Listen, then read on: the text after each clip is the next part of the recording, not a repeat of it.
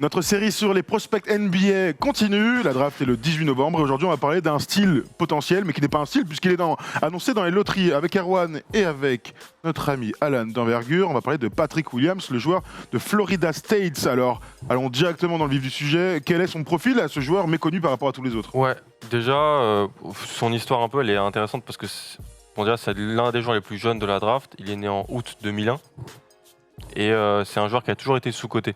Sous-coté au lycée, sous-coté en AAU, petit lycée, petite équipe. Donc en gros, sous-recruté. C'est ça qui est intéressant, sous-recruté, qui était dans un programme de AAU et de lycée qu'il a toujours fait défendre. C'était pas du tout la star de l'équipe.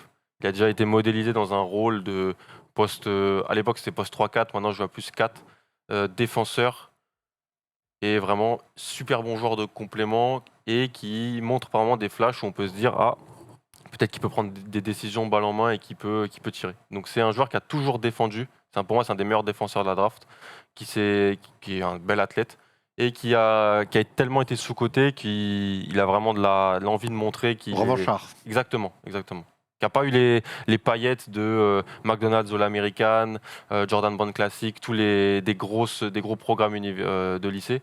Lui, un joueur qui était un joueur de l'ombre et qui est monté parce qu'en fait, on l'a vu sur le terrain, on a dit, en fait, ce joueur, il est trop utile, il est trop intéressant, il est trop cool en fait. Au point de se retrouver dans le top 10 de la draft NBA. Parle-nous un peu de son profil physique.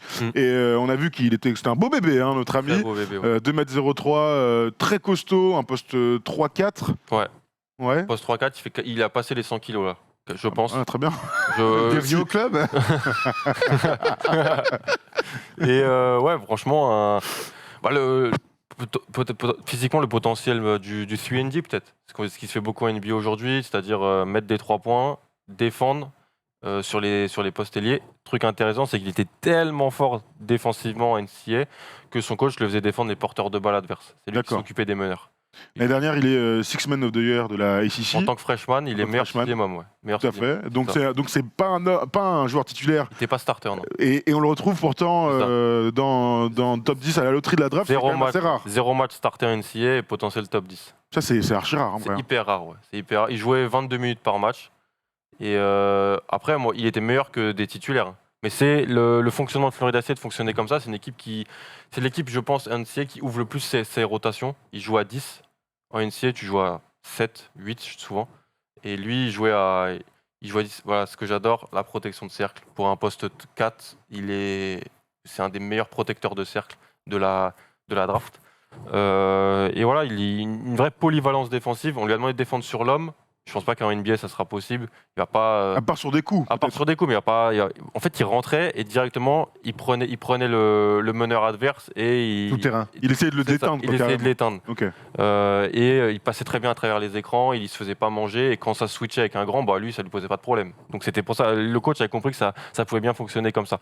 Donc une polyvalence défensive parce que très bon protecteur de cercle aussi, bon contreur sur le weak side. Peut-être un petit peu.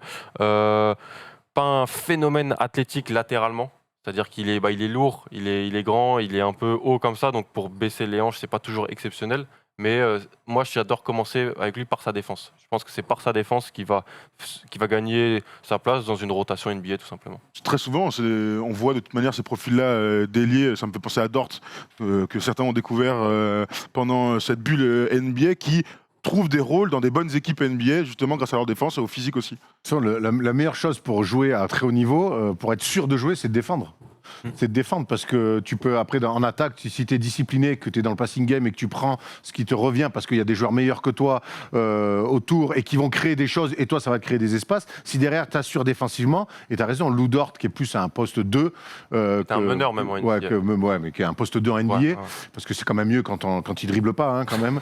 Mais en tout cas, défendre sur des missions, on a vu que tu peux, mais ça marche à tous les niveaux, que ça soit de la National 3 à la NBA, si tu défends fort, tu sais déjà que tu peux amener des choses à ton équipe.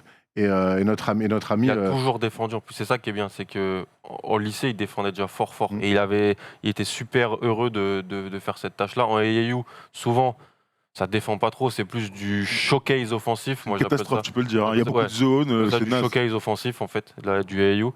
Mais il lui défendait parce que son équipe de AU c'était pas une grosse équipe, c'est une petite équipe de Caroline du Nord où il fallait défendre pour avoir les minutes, où il prenait vraiment plaisir à éteindre les gros joueurs offensifs adverses.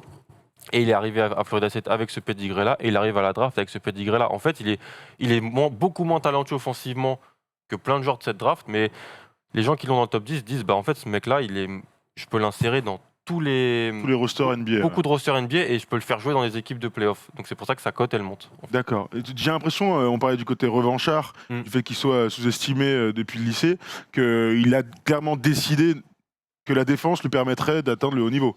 C'est ce que tu nous dis en fait. Ouais, et aussi parce qu'il a un jeu offensif qui est limité pour le moment. Bah alors parlons un peu de son jeu offensif. Quoi, d'ailleurs, ouais.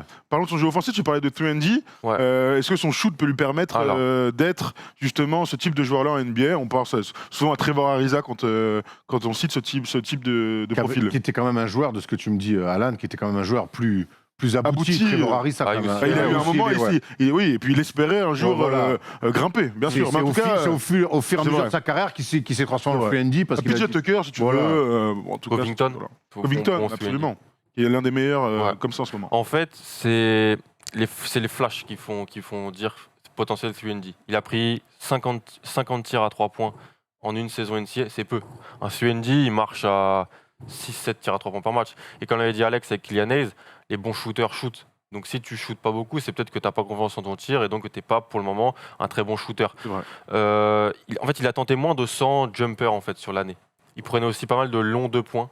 Moi j'aime bien regarder il y a des grands pieds aussi. Ton adresse sur les longs 2 points parce qu'en fait en NBA on va juste te demander de te reculer en fait. Le tir, les joueurs professionnels le diront sans doute mieux que moi, ils me diront que j'ai tort, mais entre un long 2 points et un 3 points, je pense pas qu'il y ait une énorme différence de difficulté. Il y en a peut-être. Hein. Dans la tête. Christian, les frères Monchaux seraient d'accord avec toi, en tout cas les coachs. Non, mais c'est vrai. Qui supportaient pas que leurs joueurs prennent des longs 2 points. Ils disent mais recule de 10 cm ou 20 cm et derrière ça coûte un point de plus. Magnantoni dit la même chose. Et en fait, donc sur les Magnantoni, je suis qu'à la médiane, il faut reculer. Sur les 3 points, il était à 32%. Et sur les longs 2 points, 35%. C'est pas élite. Hein. C'est pas du tout élite. Mais avec peu de possibilités, peu de volume. Ouais. Exactement. Donc en fait, ce qui fait dire, c'est que sur la fin de saison, on en parlait avec Alex la dernière fois, sur la fin de saison, il shootait mieux. Le geste était plus tranchant, plus abouti. Là, on voit d'ailleurs que c'est lui qui envoie le sauciflard. C'est lui qui envoie le tir là. Mais en fait, il shoot un geste très lent, très en arc comme ça. Donc ça se voit que c'est pas hyper naturel pour lui encore, mais son adresse sur les longs 2 points, au lancer franc, c'est pas si mal que ça. Je crois que de mémoire, je vais te le dire, c'est 83%. Ah bah ça c'est bien pour le coup. Moi, je me dis 83% au lancer franc, je trouve. C'est surcoté peut-être même. Bah ouais, mais le geste est fluide, il est très concentré quand il est sur la ligne. Donc c'est un travailleur, un bosseur. Nous, on achète le tir. On se dit, ce gars-là, on lui demande pas de tourner à 40% à 3 points. Ça, c'est élite en NBA. Enfin, Duncan Robinson ou Klay Thompson te font revoir ce qu'est élite. Mais s'il tourne à plus de 35%, qu'il défend dur et qu'il est aussi très bon sans ballon, c'est-à-dire qu'il coupe beaucoup, il est dans l'agressivité. C'est pas qu'un joueur, là, on voit encore la protection de cercle, encore là, on le voit. Il aura ce rôle en NBA. Le shoot sera jamais. S'il devient un très fort shooter, il va devenir un très fort. Et puis on le répète, on le répétera toute notre vie, c'est que l'adresse au basket, c'est le truc sur lequel tu progresses toute ta vie. Jason Kidd mettait pas un tir à 3 points, il a fini comme un shooter. Jalen Brown. Jalen Brown a pas mal progressé. Bon, après, il a 23 ans, donc il avait déjà quand même. Moi, je te parle de mecs. Mais 18-23 ans, il y a beaucoup de différence. Je te parle pendant leurs mecs sur leurs 5 premières années, qui mettaient pas un panier. Ils voulaient même pas les prendre. Après, le problème, tu vois. Le problème, en tout cas la différence entre Jason Kidd par exemple qui fait plein de trucs sur un terrain et qui progresse avec le temps, c'est que lui, pour s'imposer, il aura sa défense, ça, il n'y a aucun doute. Il y aura son jeu, son ballon. On a vu pas mal de coupling de fond, des alley-oops, et c'est sûr qu'il sera servi dans ces conditions-là parce que c'est un buff. Mais pour t'imposer et pour avoir un vrai rôle en NBA, t'es obligé d'avoir un tir, ou alors t'es Andre Robertson, mais qui est un joueur unique en son genre en NBA. J'attends qu'il retrouve vraiment unique, sa place. Ouais, mais en tout cas, au moment où il est au top, il met pas un tir et il est titulaire, ça restera une énigme. Ces mecs-là, c'est des mecs souvent aussi, c'est là qu'on voit les joueurs intelligents avec un vrai Q-basket et d'autres qui en ont moins, c'est que lui, les défenses vont faire des impasses sur lui. Je sais pas qui sera son meneur, avec qui il sera à côté. Forcément, il y aura au moins un ou deux mecs un peu talentueux. On l'a vu, Lou Dort, la bulle a été incroyable sur un match. Exactement. Et on l'avait vu aussi des Être à 0 sur 7 être aussi. à 0 sur 7 à 3 points. Ouais. Mais en tout cas, il va y avoir des impasses sur lui. Et qu'est-ce qu'il va faire de ces impasses? C'est ça qui est Absolument. archi intéressant sur lui. Évidemment qu'il n'y aura pas des systèmes dessinés pour lui, mais sur ces impasses, on l'a vu très bon ligne de fond. Déjà ça, demande à nos amis de Boston sur la zone, sur l'attaque zone, comment la ligne de fond, ça peut être bien ou pas bien si on n'utilise pas. Mais voilà, lui en tout cas, si c'est dans le jeu sans ballon et qu'il arrive en plus à progresser sur le tir, et je pense que dans un premier temps, dans son jeu sans ballon, sur les impasses qui seront faites sur lui, c'est d'aller finir au cercle. On le voit très, très vite là-dessus. Attaquer les Puis petit close à out, petit- il va se faire close. Il va peut-être pas se faire close out très fort dans ses débuts de carrière parce qu'il sera peut-être pas hyper respecté. S'il devient une menace, Il va mettre des il va faces pouvoir sur attaquer les close Ah out ouais. et ça Et oui. pourra Ça, très c'est bien. clairement les meilleurs dunks en plus. hein, avec le gars qui aide là. Donc oh là pour moi, là. c'est surtout être fort sur ces séquences-là, rapidement, parce que c'est pas lui qui va créer, clairement. Non, Donc sur les impasses et sur les espaces qu'il va avoir, il en aura. Il faudra qu'il soit très fort. Mais aller au lancer franc, tu l'as dit, il a un bon pourcentage, donc très agressif. Et puis moi, l'adresse sur des mecs jeunes comme ça. Ça peut pas être rédhibitoire. Voilà, quoi. c'est pas variable, rédhibitoire, c'est sauf si variable, vraiment tu ouais. débouches, sauf si t'es, comment il s'appelle, Michael Kidd-Gilchrist, et on a même vu que même lui, au final, après Avec 73 ans en NBA, il arrive finalement à mettre une filoche sur 4. Ouais. Donc Lui, il a Super numéro choix de numéro 2 de Numéro draft 2. lui aussi. Hein, Il avait très un bien, shoot Michael. cassé en plus, Michael Gilchrist. Le shoot c'est un des shoots les plus cassés. Bah, moi, je top- sais même top pas, 10 pire je sais même shoot pas de comment l'histoire, on peut te hein. jeter la balle et comment tu peux attraper et faire ça. Ouais. C'est- Bah, ouais, et puis en jouant au basket depuis aussi longtemps. Mais Rick c'est Williams, c'est un beau geste. Oui, oui. ouais, c'est un jeu de basketteur quoi. C'est un Point, geste voilà, de basketteur, il a 83% regarde. en lancer franc, 32% à 3 points. Enfin, pour un freshman de 18 ans, c'est pas horrible. Non, Les non. gens vont dire, ah, c'est pas La horrible. moyenne est à 35, sous 32 c'est kata et au-dessus de 38 c'est très bien. Donc Exactement. voilà, En NBA, en NCAA, en NBA, on peut même un absolument. petit peu revoir Ouais, ouais. les chiffres. Mais, et puis il marche par flash. Par flash, tu le vois prendre des pull-ups à 2 points du mi-distance, tu le vois pull-up à 3 points. Alors c'est bref, c'est pas des choses qui répètent, c'est pas des choses qui sont répétées encore, parce qu'il jouait que 22 minutes et que c'était même pas le meilleur joueur de son équipe. C'est-à-dire que moi, j'ai un autre joueur de son équipe devant lui dans mon board, donc Devin Vassell. Qui est un ailier qui est attendu peut-être dans le top 10. Il a fait un peu le buzz, il a raison, on l'a vu shooter avec le ballon derrière sa tête il y a 2 semaines et ça a un peu fait descendre sa cote parce que il changerait son geste. Alors pour les plus Tu veux nous le trouver s'il te plaît, Non, mais pour les- Tom, hein Darius Vassell, c'est ça? Non, bah, Darius Devin. Dan. Dan. Non, Darius pour les Vassell, c'est un plus attaquant alors, après, d'Angleterre. la mécanique des Il a fois, raison, Erwan, qu'est-ce que Darius Vassell, c'est un C'est un attaquant. attaquant d'Aston Villa. D'Aston Villa, ouais. c'est ça, mais alors la mécanique Même de profil, tir, d'ailleurs, la hein. mécanique de tir, il y a tout le monde qui aime bien se palucher dessus en disant ouais, il a une super gestuelle et tout. Le but du basket, c'est quand même de mettre des paniers des ballons dans le panier. Et Michael Young ou CSP Limoges, alors on remonte vraiment à l'ancienne. Si toi qui es un peu plus jeune, Alan, tu peux, Ouais. je sais pas si ça tu te De souviens. nom, mais je connais pas. Comme ça, mon gars. Et je peux te garantir qu'il a mis des 40 points en Euroleague. À l'époque, c'est lui qui Limoges gagne en 93 avec lui. Donc, les mécaniques de tir, alors oui, on n'a pas toute la chance d'avoir la mécanique de Ray Allen ou de Klay Thompson ou de Steph Curry. Mais au bout d'un moment, peu importe la mécanique, il faut que ça parte vite et que ça tombe Complètement. dedans. Donc, des fois, on peut pas non plus tuer des mecs qu'on juste sur une histoire de mécanique. Complètement. Kevin Martin, hein. Kevin Martin qui avait un tir catastrophique, Ah, qui était quand même un mec Ouais. qui mettait dedans terrible. Il y a aussi Denzel dans Eagle Game hein, qui a un tir au-dessus de la tête. Il faut toujours le citer lui. Mais qui n'a pas fait carrière en NBA malheureusement, qui se fait battre d'ailleurs par Ray Allen. Parce que Il y tu parles de Ray a, Allen. il y a Hasselbank aussi qui avait un beau tir, puisqu'on est dans les genres. Jimmy Floyd Ma main Jimmy Floyd Jimmy On est dans Floyd, il a dû envoyer on est dans du les buzz, genres de De PL. première ligue. Darius Vassell à l'ancienne. Darius hein. Vassell Ouais. à l'ancienne. À l'ancienne, il régale lui. Ah, Il tu régale. mélanges tout, j'en peux. C'est pas grave. Est-ce qu'on peut voir ses qualités et ses défauts à notre ami pour être Ouais. très complet sur Patoche Williams Qui n'a rien d'une étoile de mer. Hein. qui n'a rien de cette étoile de mer. Mobile et costaud, on en a beaucoup parlé. Le flash de toucher et du drive. Ouais. Alors, t'en as un peu parlé, enfin, t'as parlé du tir à mi-distance, Ouais. mais pas trop de son drive. Bah, on a vu un peu du drive où il se levait et il pouvait. On a eu beaucoup de faire- dunks dans faire les des highlights. flotteurs. Ouais, beaucoup de dunks, mais on avait aussi des petits drives où en fait il arrive et puis il pull up à mi-distance, il est haut. Et le flash de toucher, c'est aussi au lancer franc. Le lancer franc est un bon indice du toucher. C'est un bon driver, bon cutter sans ballon. Ok. Il jouait sans ballon. Il n'avait pas la balle. C'est un des joueurs qui a le taux d'usage le plus Plus bas bas du top 10. du top 10, top 20 en gros. Ok. Euh, C'est des très bonnes Mais des oui, bonnes c'est des- stats pour. C'est des bons signes. Bah, clairement. Hein. Mm. Si tu te retrouves 7ème à la draft. Un mec qui remplit des cases et qui n'a pas besoin d'avoir la balle, mais et qui défend, vas-y, chef, hein, Et tu qui est joues. très hein. jeune. Ouais, Parce qui est que- très jeune, Après, vas-y, chef, joue. Hein. c'est ça. Après, il perd beaucoup de ballons. Alors, ça, 3 fois plus de pertes de balles que de passes. comment c'est possible que le gars ait aucun ballon et perd des ballons T'as des Qu'est-ce qu'il mauvais choix. Passe dans les pieds. C'est des mauvais. fout Dribble sur les genoux. Passe dans des pertes de balles. tu le prends à 2, il peut paniquer, il panique un peu. Un relou, ça, Encore. par contre. Sur la prise à deux. Son âge, ouais, sur la prise à 2, Ok. il panique un peu encore. Il a 13 ans ou Il est haut et il met la balle assez bas quand il dribble. Donc le centre de gravité, c'est un peu problématique. Et puis il est encore très brut. Il est super brut en fait. Offensivement, il est brut. C'est-à-dire il s'est fait. C'est un des joueurs du top 20 qui sait faire peut-être le moins de choses en termes de polyvalence. Mais c'est un joueur qu'on projette dans un rôle où on lui demandera de faire deux, trois choses et on pense qu'il peut bien les faire. Mais n'oublions pas que depuis 10 ans, les choses ont changé, que les mecs font des one and done, la plupart, ou restent 2 ans à NCAA, contrairement à même Iverson, il était resté, je crois, 2 ou 3 ans. 2 ans, je dirais. 2 ans, enfin, Jordan Ouais, reste je 3 ans à North Carolina, par exemple. Ouais. 2 ans ou 3 ans 3 ans 3 ans. 3 ans de Jordan. Depuis 12 ans, ouais, ça. Les mecs arrivent en NBA prêts avec un cursus quasiment fini.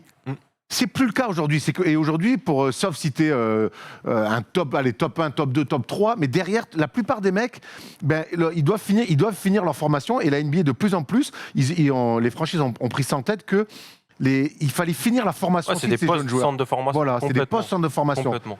Donc ça, il faut le prendre en tête aussi. Donc oui, il y a plein de mecs qui vont arriver bruts, pas finis, mais les 2-3 premières années de NBA doivent aider à finir ce processus-là.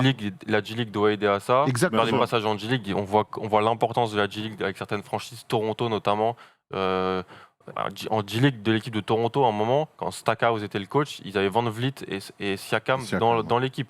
Avec des coachs qui sont en lien avec... J'avais pu interviewer David Noël, qui a joué au Paris-Levallois d'ailleurs, Bien sûr. et qui est maintenant North qui est champion et qui est maintenant assistant coach au Gogo. C'est l'équipe de G-League des Wizards. Et il dit, je suis tous les jours au téléphone avec Brooks. C'est-à-dire que les systèmes sont les mêmes, il y a des échanges d'informations, on essaye de mettre les joueurs dans les mêmes situations entre la G-League et la NBA. C'est vraiment, comme tu dis, un post-centre de formation, et aller faire des piges en G-League, c'est pas du tout négatif aujourd'hui. Je pense qu'il vaut mieux pour Patrick Williams faire des 10 jours en G-League et jouer en NBA que faire une deuxième année en NCAA. Sur la NCAA, ça serait même une vidéo à part, mais c'est quoi l'avenir de la NCAA? Parce que de plus en Super plus, vidéo. les papis de 70 piges là, qui se font de l'oseille sur tous les pauvres gamins là, depuis des années, des dizaines d'années. Ça commence à se voir. Ça commence à se voir, et les mecs se barrent de plus en plus entre la G-League, l'étranger, l'Europe, l'Australie. Quel est l'avenir de la NCAA? Ça serait archi intéressant pour faire. Alors, c'est pas encore le moment de tout fermer parce qu'il faut encore énormément de cash, mais en tout cas, peut-être réfléchir à se réinventer, mais ce serait l'occasion d'une super vidéo. Pour finir sur notre ami Patrick, je vois numéro 11 sur le classement envergure, mais plus haut dans les mock drafts. Ouais. Plus haut dans les mock drafts, alors ça nous donne du combien? Où est-ce que vous le voyez arriver, alors Patrick? nous, Alex l'a mis 7ème à Détroit. C'est très haut, 7ème. Hein. Ouais. Donc en concurrence directe avec Sekou. C'est ça. Concurrence directe avec Sekou. Bon, Détroit, moi je pense que Détroit aura le first pick en 2021. Et je pense que c'est même quelque chose qui serait pas négatif pour eux. Faut que la reconstruction commence. Si Détroit, ils ont l'occasion de prendre un bon meneur, qu'ils y aillent. Hein. Moi je pense qu'en 7, prends le meilleur joueur quand tu es à Détroit. Franchement, il y a tout à faire. Il y a tout à refaire. Là, ils vont commencer des matchs avec le joueur qu'ils vont drafter, Luke Kennard, Bruce Brown, Sekou aura, je pense, des minutes. Christian Wood. Non, il n'y a plus de. Christian Wood, il faut voir où il va signer. Quid de Blake Griffin. Ils ont commencé à. Ils ont que Reggie Jackson, ils sont séparés de Andre Drummond. Ils ont compris que la construction devait passer par là. Ils ont pris Troy Weaver, l'ancien assistant GM d'OKC, c'est leur nouveau GM, celui qui avait identifié Westbrook et Harden à la draft. C'est pas compliqué non plus. Ils sont 3-4, hein. Ils sont pas premiers, quoi. Mais plus Westbrook. Harden et KD, non. Westbrook, c'était un bon risque à l'époque. Mais donc la reconstruction est là. Trompé, quoi. Et pour Détroit, moi, donc 2020, prends ce que tu penses être le meilleur joueur, et en 2021, ce qui paraît être une classe de draft, bon, on ne sait pas encore, énorme. 2021 2021, okay. Avec des joueurs. Des Américains disent qu'il y aurait 6 joueurs de 2021 qui seraient pris en numéro 1 dans la draft de 2020. Wow. On connaît un an à l'avance. On connaît, mais bon, même si on a 2 ou 3, c'est déjà énorme. Donc je pense, à Détroit, on a dit, pourquoi pas Détroit? Moi, c'est peut-être pas le choix que j'aurais fait du côté de Détroit. Avec Alex, on n'est pas d'accord, surtout des fois. Moi, j'aurais pris, je pense. Une bonne ambiance en envergure, apparemment. Très bonne ambiance. Beaucoup de débats. On est dans le débat philosophique. Beaucoup de philosophie de draft. Mais Spinoza. mais moi, je pense que ça peut être bien du côté de Détroit, un travailleur, un mec qui sera pas la prochaine star de ta meilleure équipe, mais qui sera un très bon joueur de complément. On sait qu'à Détroit, ils ont construit toutes leurs équipes championnes avec des ferrailleurs aussi. Complètement. C'est clair. Ce sera intéressant. Et puis, est-ce qu'il tombera? Est-ce que Sekou peut potentiellement C'est sur le poste 5 à terme. Je sais pas. Pas le profil. Patrick Williams, je pense. Ça serait pas lui rendre service. Non, Patrick Williams, sur petite séquence, je pense qu'il peut jouer poste 5. Ok. C'est ma grosse cote. Il est bon en switch, il est bon à la protection de cercle. Je pense que ça peut le faire. Dans des line-up assez modernes. Après le small Pourquoi ball, on l'a vu que sur c'est les limite, dernières, sur la dernière campagne de playoff, ça commence à être du passé, quoi. Là, tu gagnes avec des tontons, hein. Non, tu gagnes avec Anthony Davis, qui est juste trop fort en Pas fait. que. Parce qu'Anthony Davis, ils peuvent le décaler en 4 parce que derrière, ils ont des charcutiers traiteurs que Dwight Howard, et je te parle pas que sur la finale. Que ou sur l'ensemble des playoffs. Markif. Et je te Même parle- Markif, ouais. il y a un vrai poste 4. Je te parle sur la saison entière, ils l'ont quand même associé à des tontons à Javel, Dwight l'intérieur. Howard, ouais, complet. Donc bien d'avoir des postes 4 dans une équipe. Les équipes ont tendance à les oublier. Avoir des Boston, un poste 4, pourquoi pas. Avoir des forwards, en fait. Poste 3, 4. Ouais, mais regarde, tu vois, les Clippers, ils ont pas de poste 4. Les McGrady, ils ont plein de bons petits joueurs, les Marcus, mais ils ont pas un vrai poste 4. C'est ça. Donc bon. Moi, je pense qu'il peut avoir. S'il tombe à la draft, on ne sait pas en fait. Cette draft-là, il y a beaucoup d'indications. S'il tombe, je pense qu'il pourrait potentiellement prendre le rôle en meilleur de ce qu'a pris Grant Williams sur petite séquence du côté de Boston. Tu l'aimes bien, lui, hein? Ouais, beaucoup. Moi, je comprends pas, mais. Beaucoup. Hier, j'ai vu, comment il s'appelle, notre ami, qui était à Boston, le français, là, Gershon Yabusele. Je sais pas, je serais curieux de lui demander à Gershon, parce que quand je vois ce que fait Grant Williams, je me dis, mais comment Gershon, il a pas pu. Alors peut-être que Brad Stevens a un vrai problème avec les Français, mais. Il a été bon hier en Euroleague. Mais hier en Euroleague, je le trouve très fort, tu vois, il a que 24 ans. C'est pas le même poste du tout. L'autre, c'est un. C'est pas le même jeu. Ouais. C'est pas le même poste, mais c'est le même poste. Ce qu'on demande de faire à Grant Williams, je vois pas en quoi Gershon n'aurait pas pu le faire, quoi. Donc voilà, hier, ça m'a fait penser à ça. Tu vois. C'est juste que Grant Williams et Patrick aussi sont, je pense, meilleurs en défense que Gershon sur le switch notamment. Et quand Boston, si on parle 2 secondes de ça, est passé, les seules bonnes séquences de la finale de conf, c'est quand ils sont passés en switch tout. Et donc Grant Williams pouvait switcher sur les meneurs adverses et quand ce que Tice et surtout Canter ne pouvaient pas faire, c'est les bonnes séquences. Ça, Patrick Williams peut le faire aussi. Je pense que c'est un défenseur tellement polyvalent que son coach va pouvoir le mettre dans différents types. Il y a le drop aussi qui est utilisé maintenant, beaucoup en saison régulière, où tu peux descendre. Ça vaut 3 points, quoi. Ouais, Quoi, vas-y. Le drop. Et en zone, je pense qu'en zone, s'il tombe avec un coach créatif, ça peut être aussi bien. Dans le weak side, dans la dissuasion, les bras levés, il a une haute standing reach. Donc, en fait, je pense, si tu veux conclure, c'est un joueur, c'est pas un des 10 meilleurs joueurs de la draft, mais c'est peut-être un des joueurs les plus modelables de la draft dans une équipe qui gagne. Et c'est peut-être même l'un des 10 joueurs les plus fiables. Ouais, qui aura peut-être une des 10 meilleures carrières. Voilà, c'est ça, 10 meilleures carrières. C'est ça. Tu sais que ce gars-là, on le reverra dans 7-8 ans dans ce rôle de défenseur. Ça serait si tu devais drafter que des futurs MVP. Hein, donc, ça serait, effectivement. Un joueur qui aura, je pense, minimum 2 contrats en NBA. Et donc, c'est un joueur qui va jouer au moins 8 ans. D'accord, très bien. Voilà pour Patrick Williams. On a fait le tour pour notre ami défenseur. Il nous reste 3 noms à citer pour les prochains jours. Il y a Théo Malédon qu'on va faire la semaine prochaine. Il y a évidemment Anthony Edwards et il y a Mr. Wiseman, bien sûr. Il n'y a pas Tom Chiaravino. Il n'y a pas encore Tom Chiaravino, même si sa cote est en train de grimper, mais confinement oblige, il n'a pas joué depuis longtemps. Ouais, qui a fait d'énormes progrès, notamment défensivement. Faudrait que j'aille le voir. Centre de gravité très bas. Il faudrait que tu viennes le voir. Avec plaisir. Avec plaisir. Il y a Dayton qui est sur ses côtes là pour qu'il aille faire une saison. Et ensuite. C'est Daytona et c'est pour du NASCAR. On vous souhaite une très bonne journée à tous. Merci Alan. La prochaine fois, ce sera Alex qui viendra finir ces petites vidéos. Merci Erwan, merci Tom, merci Polo. On se retrouve très rapidement pour la suite des prospects NBA, puisque la draft est le 18 novembre. Ça va arriver très vite. Ciao les